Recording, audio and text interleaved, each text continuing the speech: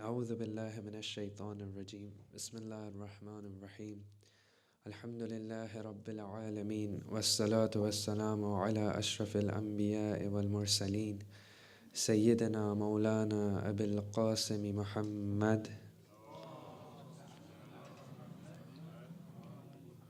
وعلى أهل بيت الطيبين الطاهرين. First and foremost, as always, we'd like to thank Allah for giving us the opportunity to get together again for another week. We pray whatever is said and whatever is heard helps us gain proximity towards Him, helps us gain proximity towards the Ahlul Bayt, towards our beloved Imam of our time, and towards their mission. For the hastening of the reappearance of our beloved Imam, please recite aloud salawat.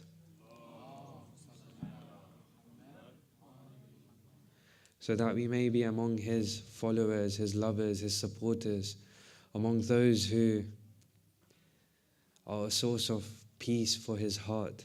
Please recite a louder salawat.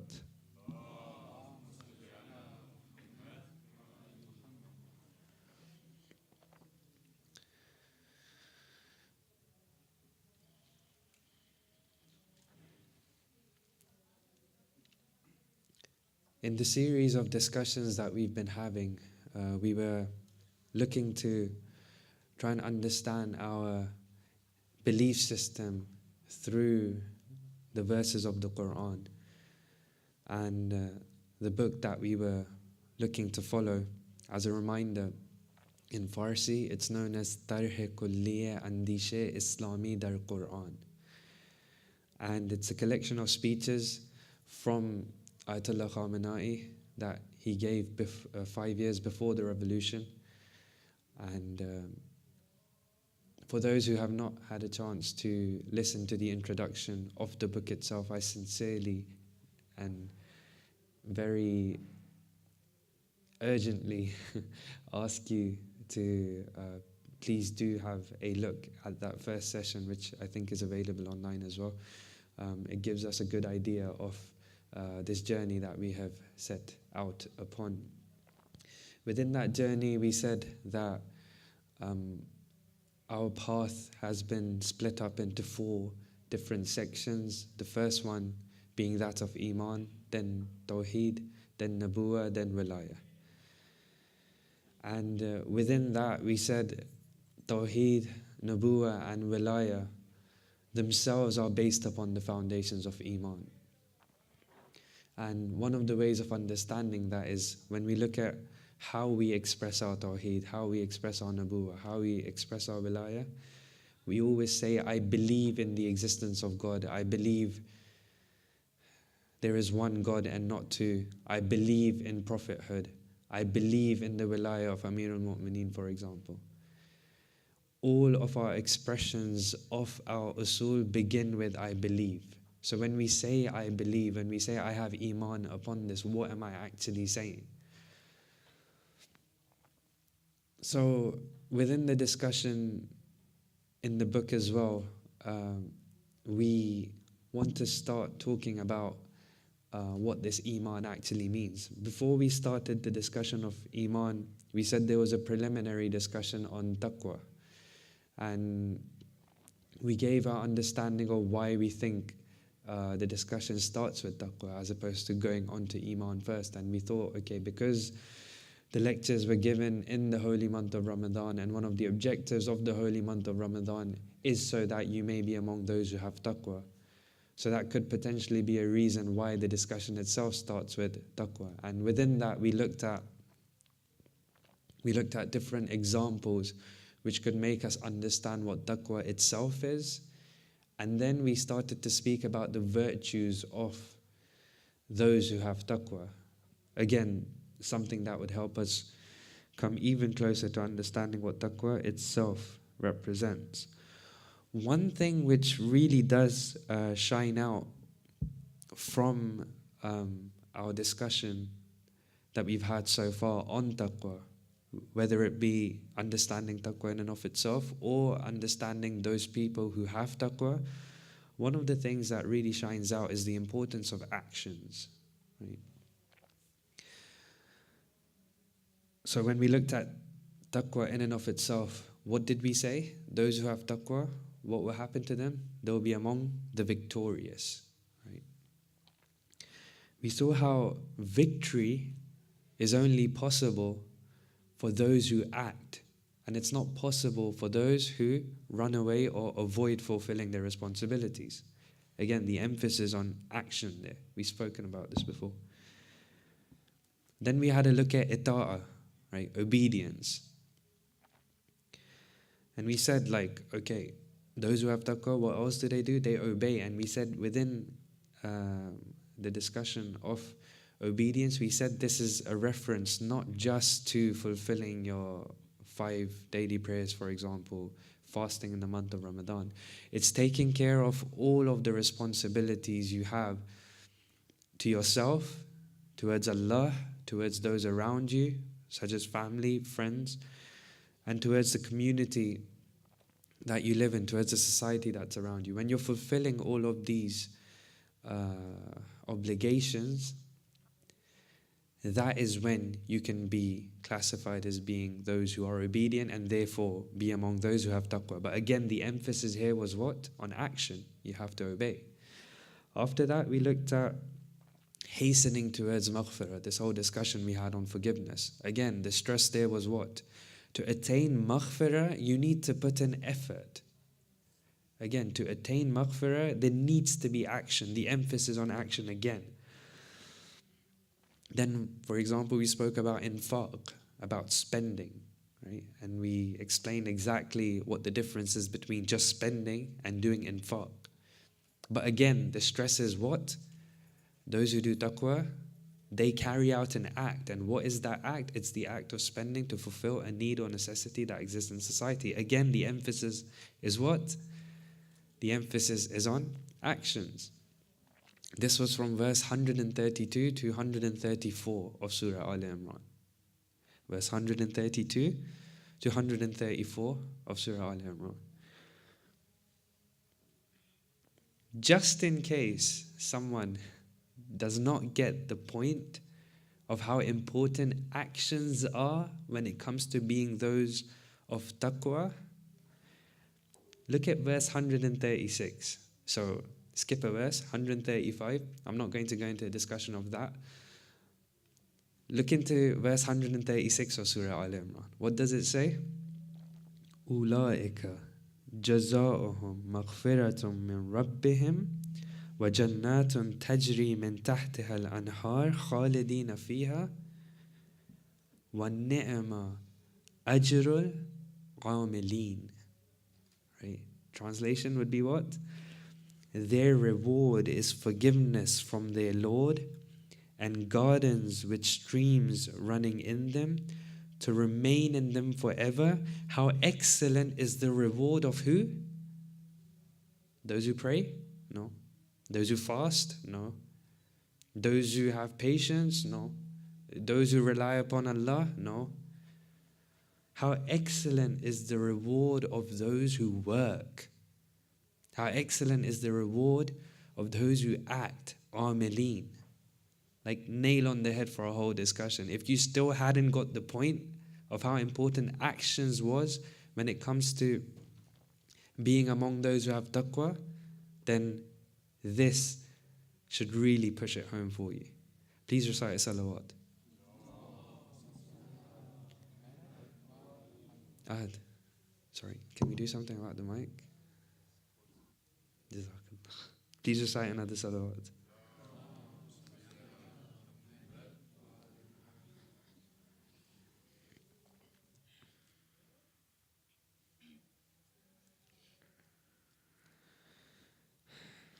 In fact, one thing we need to remember as Muslims is that whenever we have restricted our religion to be within the theoretical realm, we have restricted our beliefs to just be something which exists within us and something that does not permeate through to our lives, our day-to-day lives, very bad things have happened. And seeing that we are in the days of the demise of the final messenger, we cannot speak about him and at the same time, please recite another salawat.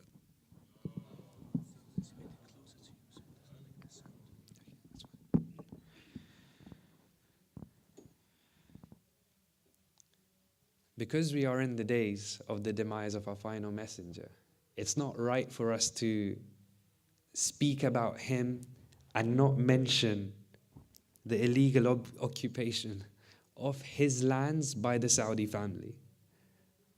Especially if you look at what's happening in the last few weeks in the news, like the emphasis of what that family is doing upon the lands of the Prophet. Imagine there are 1.8 billion followers of this religion, 1.8 billion followers of Islam. Yet the lands which belong to our Prophet, who's the flag bearer of Tawheed and the crusher of idols, is a kingdom named after a family. So those same lands in which the Prophet carried out his mission to spread Tawheed, to reject the kingdom of anything and everyone apart from Allah, is controlled by a kingdom that is named after a specific family, when Islam has 1.8 billion followers. This is what happens when you think your religion is a set of beliefs which you just park in your mind, and it's a state. Iman is a state which you reach in your heart when you reach certainty about something. Stuff like that happens. And to be honest, I knew that the Saudi family were not exactly, good news. I didn't realize how bad they actually were.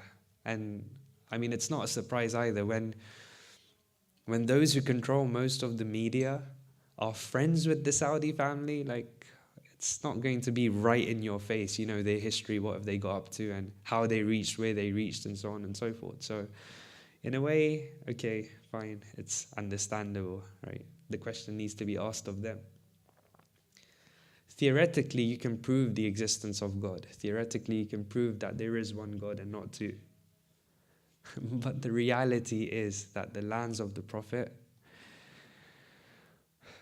are occupied by this kingdom. I mean, just let that sink in. Just repeat it a few times, take out a tasbih, like whatever it takes to just let that sink in. This is the state that we've reached because our Islam exists purely in the realm of theory. That land of the Prophet, what have they done to it? They've turned it into a pot of gold and a military base. Literally, the lands of the Prophet are a military base and a source of income for who? The likes of America. The likes of, again, let that sink in. Do you know what that means? This is the same America that uses those very resources that are gained from the lands of the Prophet to go around plundering and destroying the rest of the world. Those same resources that are gained from the lands of the Prophet are being used by them to plunder and destroy the rest of the world. Again, just let that sink in. This is how dangerous it is to leave Islam as just a theory and not actually practice it. Also, I want to mention something on the side. Some people make it out as if opposing Saudi is like a Shia-Sunni kind of issue. They're Sunni, we're Shia, that's why we oppose them. These people, we have to understand this. These people have no principles, right?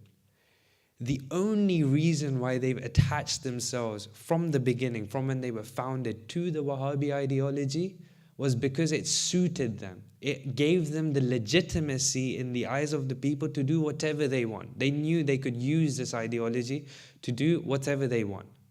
They have no principles. It's not like, okay, principally we're like this. And just to give you an example of why it's not a Shia Sunni issue, it's got nothing to do with Islam. Saudi has nothing to do with Islam. You know, some of the biggest casinos in the world, some of the places which are known for their filth around the world, from Las Vegas to South America, within Europe, they are owned by the Saudi royal family. Again, I repeat, this is the same wealth which they have gained from occupying the lands of the Prophet of Islam. Again, let that sink in. Nothing to do with Shias and Sunnis. This is who they are. One of the first, again, just to highlight, it's not a Shia Sunni thing. One of the first things that the Al Saud are known for when they tasted a bit of power was in 1802, so 1802. Does anyone know what it was?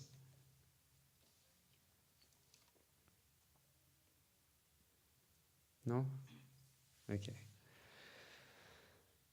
This was almost as much of a shock to me as when I first heard what Saddam Hussein had done in 91 when he crushed the uprising against him within Iraq. You know Bain al-Haramain? By the way, just on a side note, you know Bain al-Haramain? How it's like this big empty space right now? That wasn't empty before. The revenge that Saddam took on the lovers of the Ahlul Bayt that rose up against him was so severe, he did not leave one building standing in Karbala. So when they rebuilt it, they left that place empty. That's why it's empty. There's a like a 5-minute documentary online in which it shows like the kind of before and after of that massacre of Saddam Hussein. We're not talking about Al Saud right now. And they show that the basement of the Haram of Abu Abdullah is being used as a makeshift like hospital, right? So they're treating the injured, like the people who are resisting against Saddam Hussein. When they get injured, they would come in and they would help them out and stuff. And one of the things which really hurts is you see them in the basement running around. There's just one camera, it's kind of looking around. So you kind of get the idea, okay, like this is what the place was like. No journalist was allowed to enter that area after the massacre for a few months, right? So God knows like what happened, right? But one thing is when you look at the documentary, the first journalist that went there and he took a video, they show that same basement which was being used as a makeshift hospital, and on the wall you can see that someone with their blood, they had written Ya Hussein. They said that there's so much blood was shed during that massacre that there was a small stream of blood which ran from the Haram of Abu Abdullah to the Haram of Hazrat Abbas. I didn't know this. Again, remember what we spoke about? Not feeling that you're not connected with the lovers of the Ahlul Bayt around the world? We need to take care of that. What did Al Saud do in 1802? 12,000 of them attacked Karbala. And they massacred. More than 5,000 people were killed at that time. Literally no one was left. Those who could flee, they fled the city. Whoever remained was killed. Whoever remained. Children, women, it doesn't matter. They were all killed. Okay, what happened after that? They went to another city called Ta'if. Ta'if was a Sunni city. As they were approaching, there were messengers going back and forth. And they said to Ta'if that, look, we'll make an agreement with you. Don't resist and we'll kind of live together peacefully. They agreed. The army of Al Saud, they went into Ta'if, Sunni city, and as soon as their forces were all in there, they started a massacre of the city. Again, no one was left. Men, women, children. In fact, I was reading some of the diary entries of the British officers who just happened to be there looking at what was happening. And it's pretty intense, some of the things that were written that were being done. I was going to mention them, but that's how bad it is. I don't even think I should mention them. This is what Al Saud are built upon. The question is, those who support them, those who fund them, those who arm them, what grounds do they have to support those people who are built upon these foundations? And then you realize there's a professor, a really famous professor of social sciences and also Islamic studies in Iran. He says this. He goes, you have to realize that just like for Al Saud, Islam is not important, and like Wahhabism and all of these things are not important. They're just tools that you use to gain legitimacy to do whatever you want. Words like democracy, human rights, freedom are the exact same things for all those powers which are at the moment supporting and funding and arming Al Saud. It's exactly the same thing. They use these terms to try and gain legitimacy from their own people to be able to do whatever they want. But neither they believe in these things, they have no principles, nor do Al Saud. So there is something which connects them. The only interest they have is money.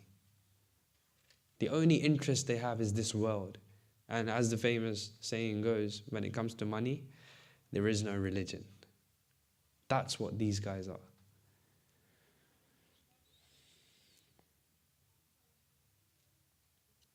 And don't get me wrong, like, yeah, they're horrible and they're really, like, they've done really bad things and this and that, right? Don't get me wrong, their time is near the end, right? Al Saud will be finished. Inshallah, they'll be finished very soon. But what is important for us to remember is anyone who was a factor in their creation, in their support, in their arming, funding, training, whatever you want to do, anyone who raised a finger, said a word, spent a penny to help maintain them need to be held accountable. Al Saud will go. What about the rest of the criminals who were the reason why Al Saud remained for so long? What's important for us is to make sure that we understand they should not be let off either. And again, why are we speaking about this? Because I feel it's one of the most apparent examples in current history which shows the problems, which shows the problem that occurs when Muslims think Islam is something to just practice at home. They're the good ones who actually, think it's something that can be practiced at home. Most of us think it's just a set of theories upon which we reach conclusions and certainties, and they exist in our mind. This is what can happen. That in the name of Islam, they'll come and destroy you. They'll finish you. You'll start believing. We have some scary ahadith about the end times, about how we will leave Islam, we will enter a state of kufr, thinking we're the best of Muslims. How can that happen? How can that happen?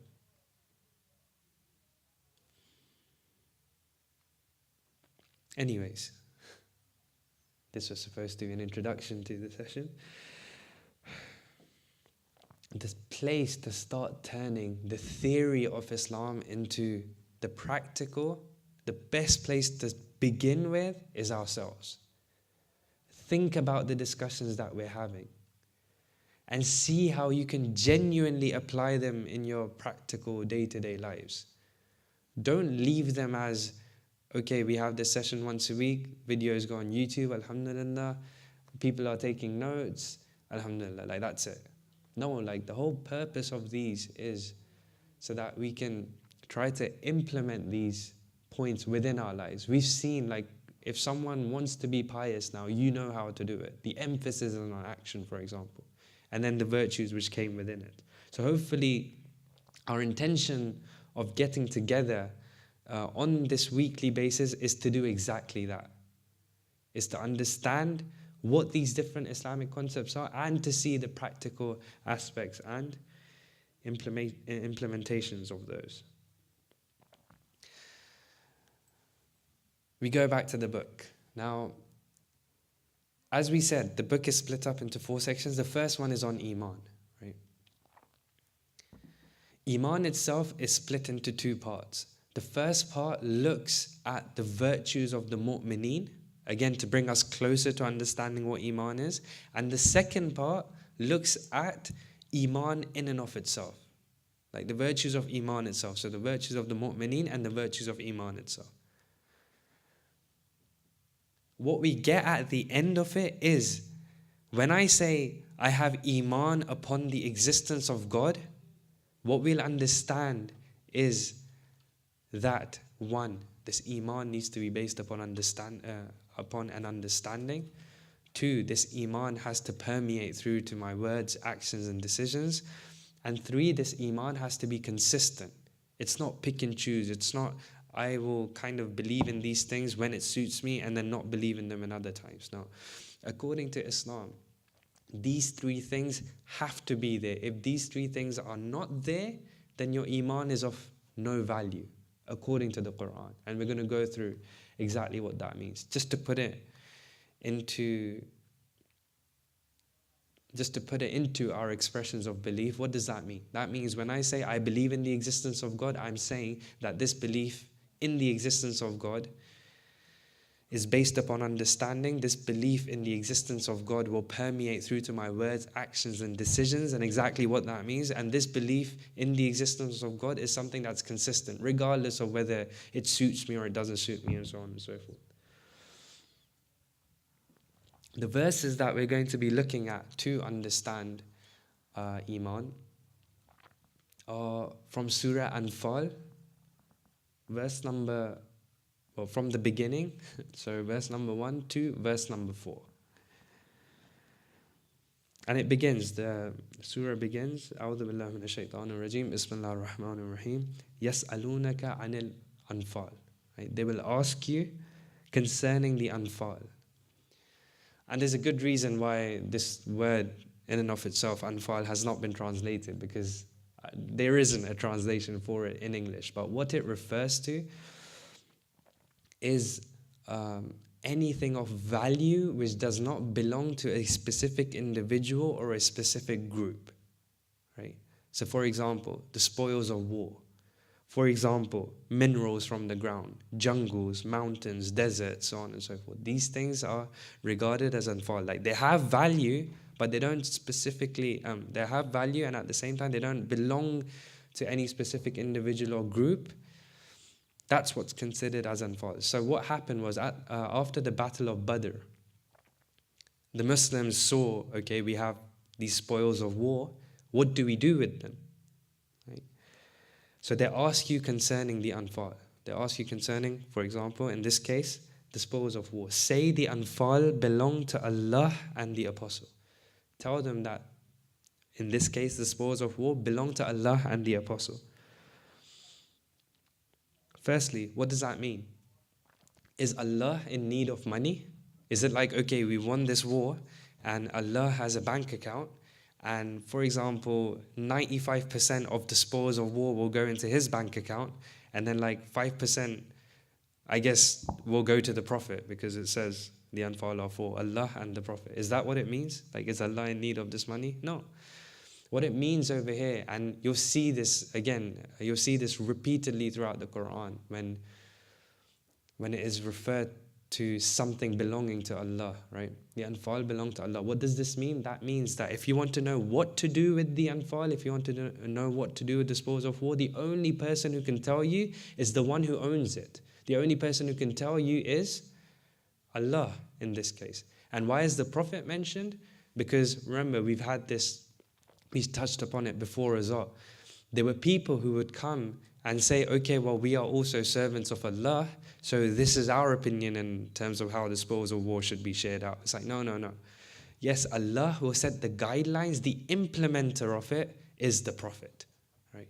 And again, the relationship is so close that if you don't listen to the Prophet, it's as if you have not listened to Allah. But that's a point on the side. Look at the continuation of this verse, right?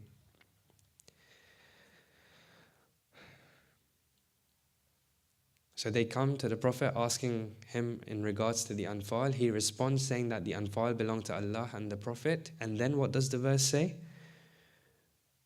So be wary of Allah, have taqwa, and settle your differences and obey Allah and the Apostle, should you be faithful. Right? Should you be faithful. The reason why we've chosen these verses to talk about Iman is because of little points within Arabic grammar which show us the emphasis of Iman within this discussion. So for example, at the end of this first verse it says, do all of these things should you be among the faithful. It's like a challenge. If you think you're among the faithful, then you would be doing these things. If you're not doing these things, then don't see yourself as being among the faithful. Look at the beginning of the second verse. Innamal mu'minun. Only those are believers. Only those people have Iman who, and then it mentions 3 virtues again. So again, the first verse has a challenge. The second verse begins with specifying that if you don't have these virtues which we're about to mention, then you're not classified as being among the mu'mineen. Only those people have Iman who have these 3 virtues. Again, we'll look into exactly what those virtues are. And then if you look at the beginning of the 4th verse, again, أُولَٰئِكَ هُمُ الْمُؤْمِنُونَ حَقًّا. Right? It is they who are truly the faithful. So much emphasis. Nowhere in the Quran can you find a discussion on Iman which has so much emphasis in the space of so few verses.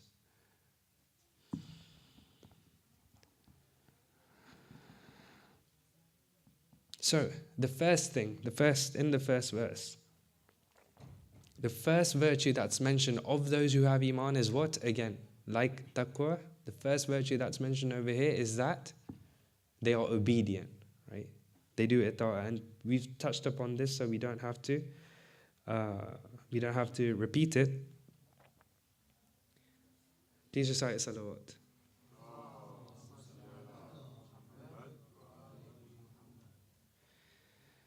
The second thing that's mentioned in this verse is the mu'mineen are those, or if you want to be classified as being among the mu'mineen, you will do what? You will settle your differences. Again, there's so much that could be said about settling your differences, but let me just mention one point and then we'll move on. Just a small tip for settling your differences. Do not fight each other over the smallest of things, and do not hide even the smallest of reasons to fight those who are against you. Do not fight each other for the smallest of things, and do not hide even the smallest reason to fight those who are against you. Imagine if a group of people are standing like this. If their focus is just upon themselves, they're all looking in different directions. Right? So this person would be looking in front of him, this person would be looking at the other guy. They're all facing different directions. Right? But as soon as they start looking in one direction, as soon as they start looking at one thing which all of them can focus upon and fight against as a threat, all of them start looking in one direction. They become one. something which we can very much make use of within our communities, for sure. Unfortunately, most of the times it's the opposite. It's like, okay, because we know our community the best, we know like I know my group of friends the best, I know their weaknesses the best. So when I see even the smallest move or mistake they make, I'm going to highlight it.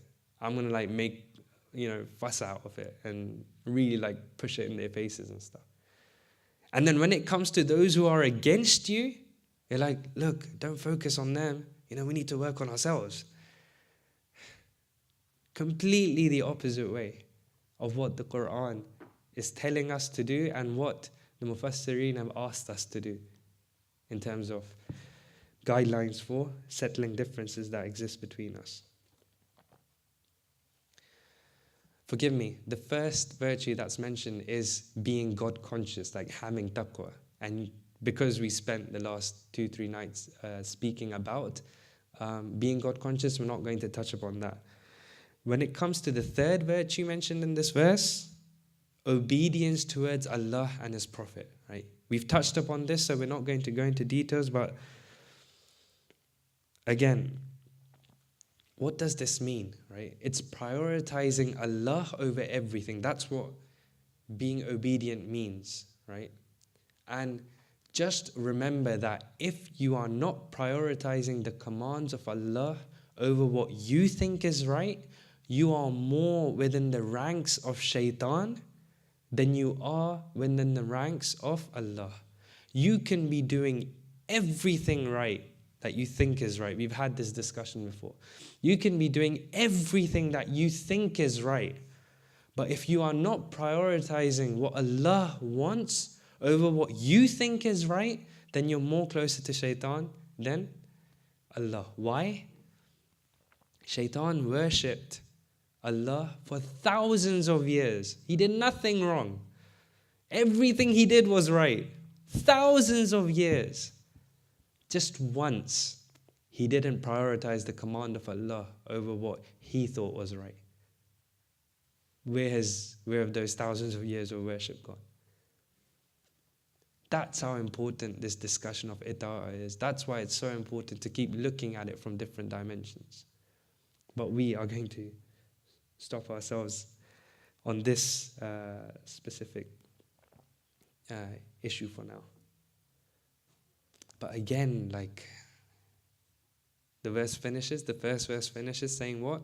Do these things should you be faithful. So have taqwa, settle your differences, obey. Should you be among the faithful? Again, what's the emphasis? What did we begin with? What's the emphasis? Iman is not just a state of the heart. Iman is not just a state of the mind.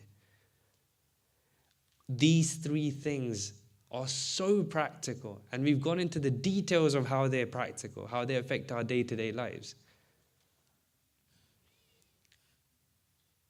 And if you're not doing them to their fullest extent of being that practice, then what happens according to this verse?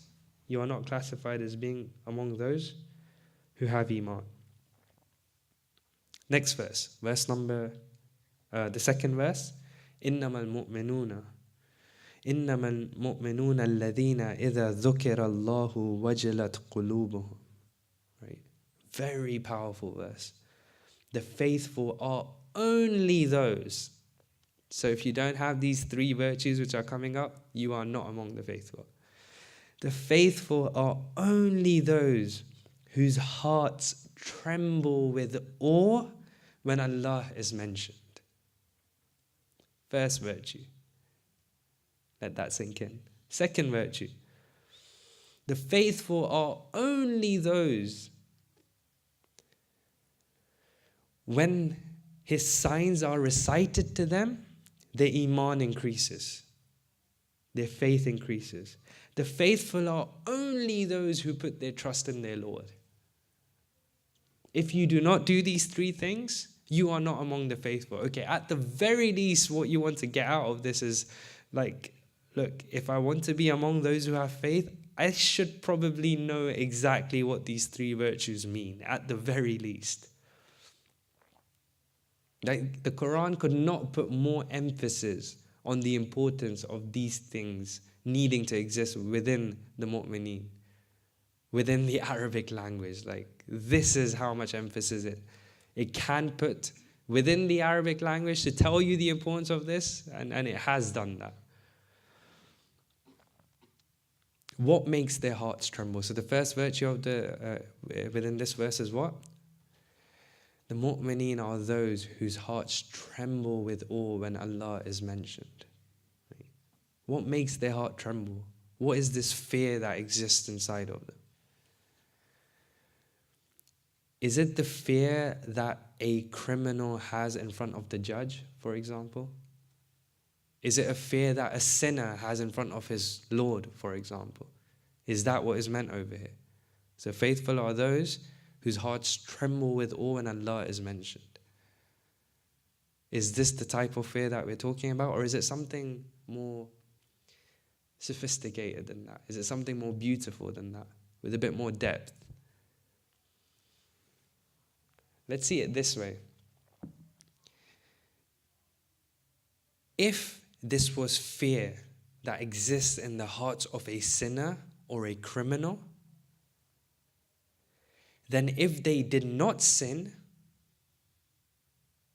according to this verse, if they did not sin, they wouldn't have no fear in them. So if you're saying this fear is based upon them sinning, if they did not sin, they wouldn't have this fear within them. Well, if they wouldn't have this fear within them, then how can they be classified as being among the mu'mineen? Because this verse says that the mu'mineen are those whose hearts tremble with awe when Allah is mentioned. So surely this fear has to be something else. It can't be what we may usually understand it. And what is that fear? This is a fear that's based upon a feeling of smallness, a feeling of vulnerability when you're in front of something that you feel is greater than you, is bigger than you, stronger than you. It exists within all humans, and it's based upon their level of understanding of what's in front of them. There's a reason why in all times people used to worship something since the beginning of mankind. Even if they've had no contact with, for example, any of the divine realities, they would find that thing which is bigger, they would find that thing which is in the apparent stronger, and they'd be they'd feel a sense of smallness and vulnerability, and that would lead them towards worshipping that thing, right? The fear that we're talking about over here is fear which is based upon that feeling of vulnerability and smallness in front of something that's great. Please recite a salawat.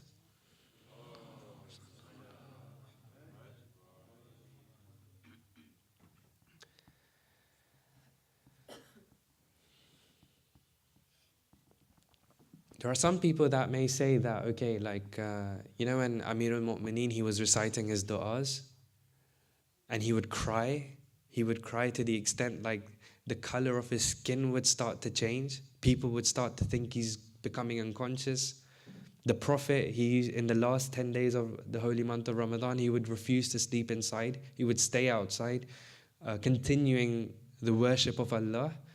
Some people say that, look, they weren't actually crying and stuff, because, why would they be crying? They're not sinners.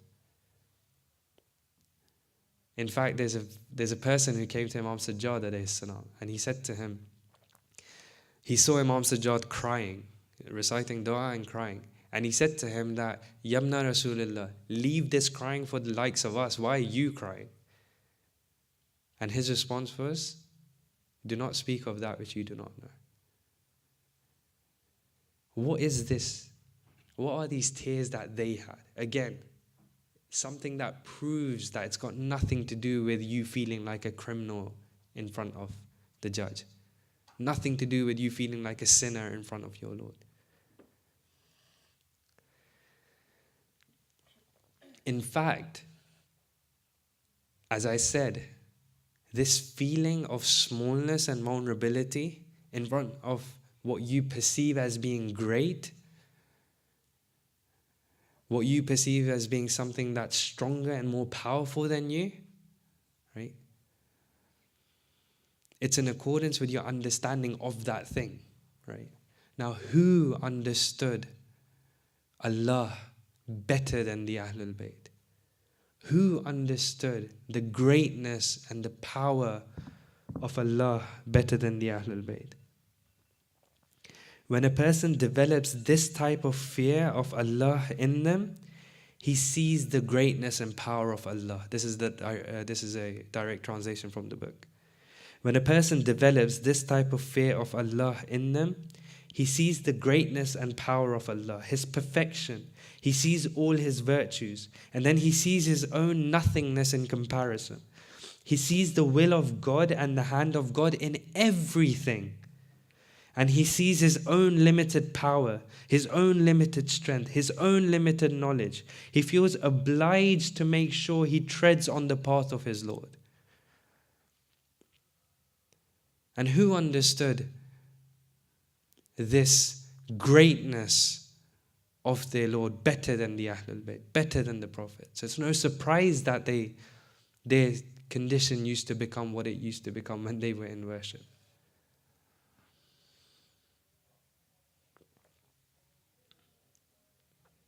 Inshallah, we'll continue the discussion on the other virtues of those who have Iman in our next session. For now, as we said, we approach the days of the demise of our beloved Prophet.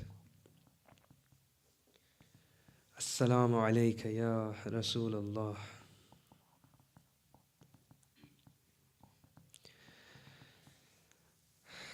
Brothers and sisters, Muharram and Safar has come to an end. We know how much we may have sinned. We know how many mistakes we have made. But every year, because of Muharram and Safar, because of how much power we know exists in the tears for the Ahlul Bayt, we're always hopeful. Like, okay, do you know what? Muharram and Safar will come, I'll cry. I'll cry those tears and hopefully they'll wash away my sins, they'll wash away my mistakes and stuff. Now is the time. It is the end of, we are approaching the end of Safar. And only Allah knows whether we'll ever get another opportunity to cry for the love of the Ahlul Bayt. There are many people who couldn't be here. And this isn't a joke. It's a gathering to remember the demise of the final messenger. There's a reason why people have not come, whatever that reason may be. Right? Whoever's not here today, whatever that reason may be, tomorrow that could be us. The tawfiq could be taken away from us to be able to attend this gathering and be able to shed a tear so that hopefully our sins and our mistakes can be forgiven. And one of the last chances we have within these months, within these blessed days, is the demise of the final messenger.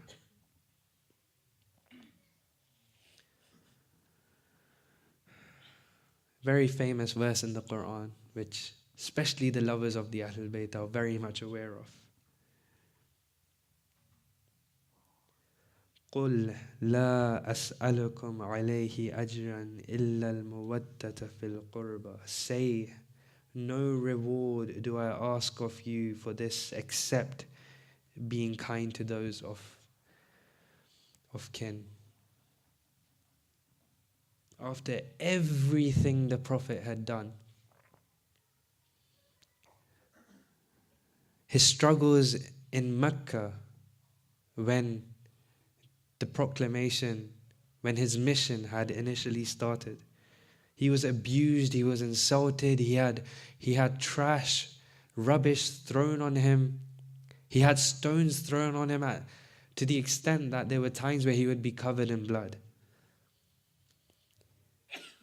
He was put under sanctions which took him and those close band of his followers to the brink of death because of starvation. Then you look at his struggles in Medina with the different tribes that existed, the different nations which existed at that time. He would be there at the battles, on the front lines, commanding his troops. All of this effort. Every second he had, and every inch of energy he had was for the sake of Islam. It was for the sake of the objectives of Islam. It was for the sake of you and I. It was for the sake of the Muslims, the protection of the Muslims, the strength and honor of the Muslims. Every single thing he did, every second he was alive, was to try and achieve these objectives. And for everything that he did, what did he ask for in return? No reward do I ask of you for this, except being kind to those of kin.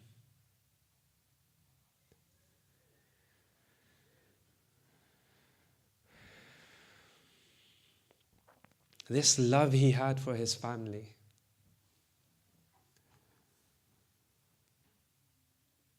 It's almost a miracle that we even know of it existing. If you look at what happened to the family of the Prophet after he left. How he would always praise his family. How he would always praise his family. Words of love from the Prophet of mercy. Let's start from his daughter, the best lady. His love for her showed us her majesty. In this world, she was the best that can be, but her true status in heaven you'll see. For how can these words define her beauty? How can this lowly world show us truly the Prophet, the Prophet's daughter, the wife of Ali? And with you, O Ali, where do we start? Your praise alone could tear mountains apart. And yet you are the coolness of my heart. With you all our difficulties depart. He said, the Prophet, he said, just mentioning your name is blessed. What secrets had these three letters possessed? Wasi of the Prophet, his sword and shield. He would stand firm on every battlefield. To get to the mercy for all mankind, can his most beloved lover be left behind? This love's status reserved for the greatest. This love's status reserved for the greatest. Love fell for Ali, such was his greatness. Living he is and will always remain. His death defying how he was slain. For martyrs always live from death they're free. Struck in prostration, what status was he? Living he is and will always remain, a scale of good and bad. Heaven is his domain. If sons showed the greatness of a father, if sons showed the greatness of a father, Hassan was one, Hussein was another. So many times, again, the Prophet speaking about his family. So many times you'd say to your nation, so many times you'd say to your nation about the respect due to their station. But just in case for some it was not clear. But just in case for some it was not clear, you gave them the title that they would bear, the leaders of the youth in paradise. The leaders of the youth in paradise, this itself in their praises should suffice. You showed everyone the love they deserved. You showed everyone the love they deserved. You showed the world who you'd always preferred. No one knew that this love would be in vain. Everything the Prophet did, he only asked for one thing: the love towards his family. He spent his whole life showing what this love should be like. He spent his whole life showing everyone how to treat his family. No one knew that this love would be in vain. Who knew why you kissed the neck of Hussein? Who knew why you kissed the neck of Hussein? Who knew why you kissed the lips of Hussein? Who knew why you kissed the face of Hussein? Who knew why you kissed the face of Hussein? No one knew that this love would be in vain. Who knew why you kissed the neck of Hussein? Maybe you had kissed the chest of Hussein. Maybe you had kissed the rest of Hussein, for wherever you kissed, they had attacked. For wherever you kissed, they had attacked. How they hit his lips, his neck, they had hacked. Under the horses, his chest was shattered. Under the horses, his chest was shattered. Your love's head taken, the rest lay scattered. No one knew that this love would be in vain. Who knew why you kissed the neck of Hussein? Who knew why you kissed the neck of Hussein? Brothers and sisters, God forbid the Prophet had not mentioned these virtues and these praises about the Ahlul Bayt. Imagine what the people would have done to his family if these virtues were not mentioned about them. The Prophet was on his deathbed and he started crying. This is his last few moments. He was on his deathbed, he started crying. When the person saw this, he asked, "What's wrong?" What was his response? Through his tears, when he could barely speak, this is how much he loved his family. What did he say? "Ka'anni bi Fatima." It's as if I can see Fatima. It's as if I can see my daughter. Ya Rasulullah, you haven't passed away yet. Ya Rasulullah, what is it that you can see? Ayatollah Mujtaba Tahrani explains this further. He says, maybe he could see the burning door. Maybe he could see his daughter underneath it. Maybe he could see the footprints that had been left upon her covering. Assalamu alayka ya Rasulullah. We pray that Allah accepts whatever was heard and whatever was said in His way. We pray that we are counted as among those who wish to walk among the footsteps of our beloved Messenger.